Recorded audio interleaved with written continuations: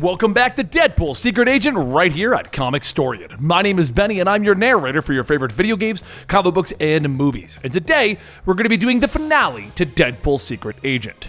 So to catch you up with the first 4 issues, Deadpool was on a mission to rescue a horse that was kidnapped by the agency Gorgon. He then battled against a secret agent and the whole building burned down, and the secret agency that the secret agent was a part of thought that the burned up corpse of Deadpool was actually the burned up corpse of their agent. He has now been working undercover, unintentionally, as a secret agent in a secret agent organization, and he was sent in to battle against the organization Gorgon, the organization that took the horse in the very beginning of our story, and they offered to let him join them instead. He turned them down when he realized that they had stolen the horse, and then jumped out of their flying airship to realize that he's not actually over Greece like they told him, and that is where we left off. Don't forget to give this video a like if you enjoy our story, and don't forget to subscribe to the channel if you do like it, and let's start it. As Deadpool is falling to the ground, he throws out a snowmobile pill and makes a call to Shortbread. She answers asking what does he want, and Deadpool tells her, "Look, I didn't know Jace was a secret agent." She asks why he would just have them think that he was Jace, the secret agent. She was beginning to like him, just never mind. Deadpool says that he's escaping Gorgon custody and could really use some help. There are these guys on skis shooting at him and it kinda hurts. As the gas tank is shot out, Shortbread says that she's going to end the call. Hope to never see him again. Deadpool leaps off of the snowmobile to deal with the gunman, yelling, wait, I can help you! Just let me prove that I'm a good guy." And Shortbread sighs, stating that she will forward the lead on Dipson to his watch. She still never wants to see him again. He lied. Shortbread hangs up and Deadpool grabs one of the gunmen and then uses his arm to shoot the others, asking, "You're just jealous and you don't want the others to share me." The gunmen struggle, shouting, "No!" And Deadpool asks, "What is that? Your love is tainted?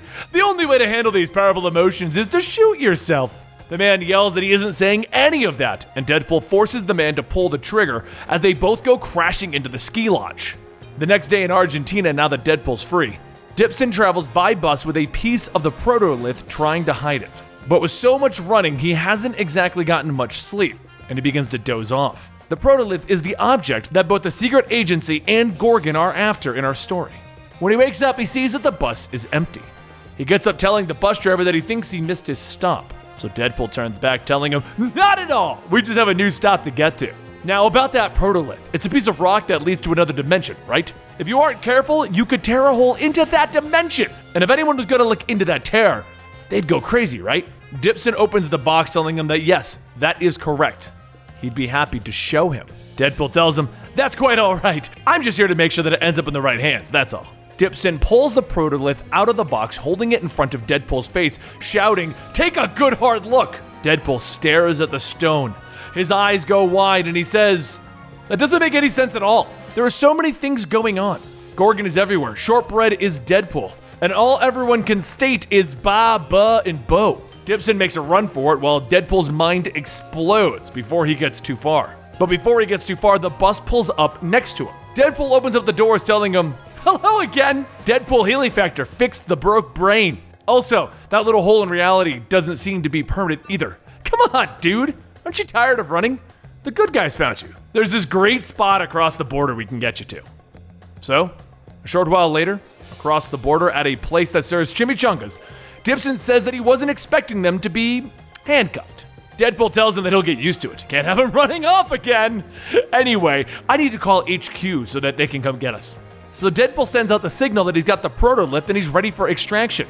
But just as he does, everyone in the restaurant cocks their guns, pointing them at Deadpool. He says, "Right! So we were expected!" After being taken into the back, Art Director Blank walks into the room with the protolith, telling Deadpool that they will talk about his deception later. But for now, he has to thank him for delivering the gift. With it, they can finally reveal themselves to the larger US government. No more black budget. No one's to deny the efficiency of their organization with something as powerful as... Blank is then kicked by the big boot of Deadpool as he says, "That's gonna be a big nope. I know the corrupted by power speech, and that was it. You aren't gonna go full supervillain here, Mr. Blank." And that's when Deadpool notices that Blank's face mask is on the ground. The man says that it seems that he was finally discovered. His name is Burns. Jace Burns. Jace explains that it all started 6 months ago when 2 Gorgon hitmen were sent in to kill him. They found out where he lived, and one day Blank came over and the hitmen attacked. He managed to kill them, but they killed Blank in the process. So to make things look normal, he had a real-life mask of Blank made and he started to act like him. And that meant trying to solve the agency's budget problem. But Gorgon actually made their presence known earlier in the months, and when investigating Gorgon, he stumbled upon an operation that Gorgon was doing to steal a horse. Deadpool says, "Wait, so you put the hit on yourself?"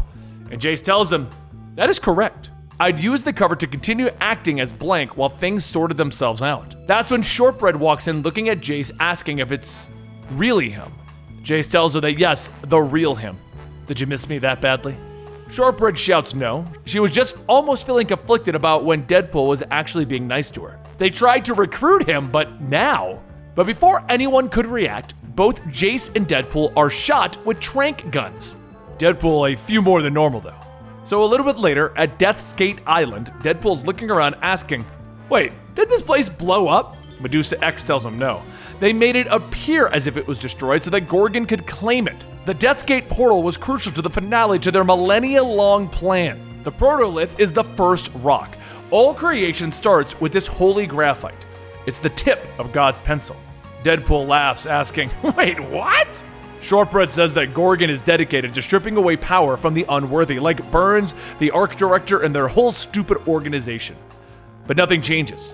Reality itself is just unjust. They deem its author unqualified and they're here to revoke his pencil. They stand above a portal to anywhere, and they will deploy this tool swiftly across the world, redrawing it in their vision.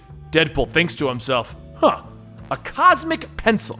As Shortbread goes on, Jace wakes up whispering to Deadpool that he has a plan to get them out of here. Keep Shortbread distracted while he cuts off the cuffs. After that, he'll strangle him with a diamond wire so that they think that he is on their side. Once it's done, he'll shoot him with enough bullets, but because he can't die, Deadpool jumps up, cracking all of his bones and freeing himself, shouting, "Jace here wants to ruin everything!" And Jace tries to tell everyone that it's totally not true, but Polyak asks why would he share that.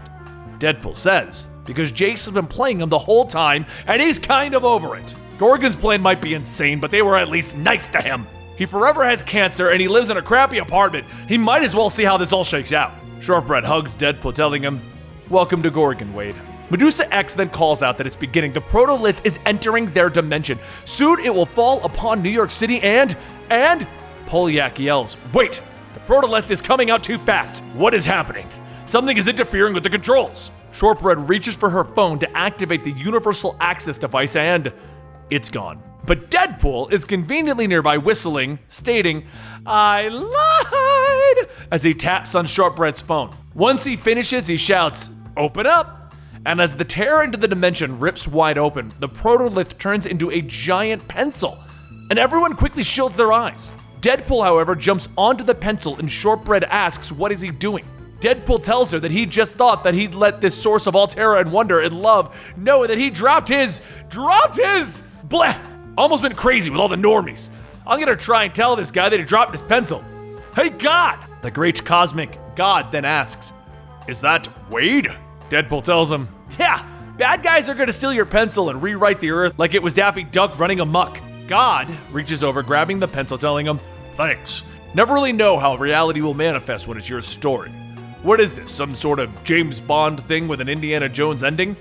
And Deadpool calls back, telling him, "It's just another Wednesday, big man." He hops off the cosmic pencil so that God may erase the dimensional portal and get to work taking care of the bad guys. Deadpool then closes the Death's Gate portal, telling them that they should just shut it down because they're about to have a lot of bodies dropping in a second. He has been screwed by pretty much everyone here, so let's bring this to a wrap. Deadpool begins to shoot all of the goons, Aria, Polyak, not Shortbread right away, the one guy that had spent his entire life trying to make the plan work from the beginning, and then he makes a phone call to the government so that they can shut down the secret agency and actually let Dipson study the island because why not? He's a nerd. Now, back to Shortbread, and Shortbread flies off on a helicopter with Medusa X shouting that they aren't finished yet. And that's when a bullet shoots by, breaking Medusa X's mask, and Deadpool asks, "So who the hell are you anyway?" The man inside of the mask rubs his face, stating, "Hey Wade, yeah, it's me." Deadpool then asks if that is the Gray Gargoyle, and what is he doing running around in a weirdo doomsday cult? Gargoyle tells him that they put an ad out. Needed someone with stone powers. It's a living, right? So, with all of that resolved, 1 week later, out on the farm, a man sits on his sofa stating that he still misses the little guy. Just then, there's a knock, and as the man opens up, Kloppels runs in neighing. Off in the distance, a car speeds off, and Imp says that was nice. Freelancing with him is nice! And Deadpool tells him that technically, the hit their old pal Jace put on himself is still open. And Imp yells, "Yes, please!" And that concludes Deadpool, Secret Agent. Hope you guys enjoyed this usual Deadpool breaking the fourth wall adventure. Next, we're going to cover more Deadpool with Deadpool Art of War. So if you want to get another Deadpool storyline and get caught up on current Deadpool storylines, make sure you subscribe to the channel, click that little like button, smash it as hard as you can, and don't forget to follow us on Patreon. Videos like this are made possible by our Patreons over at patreon.com/Comicstorian. YouTube's not exactly the most steady of revenue sources, and this is how we get by. Thank you guys so much for your support, and we'll see you next time right here.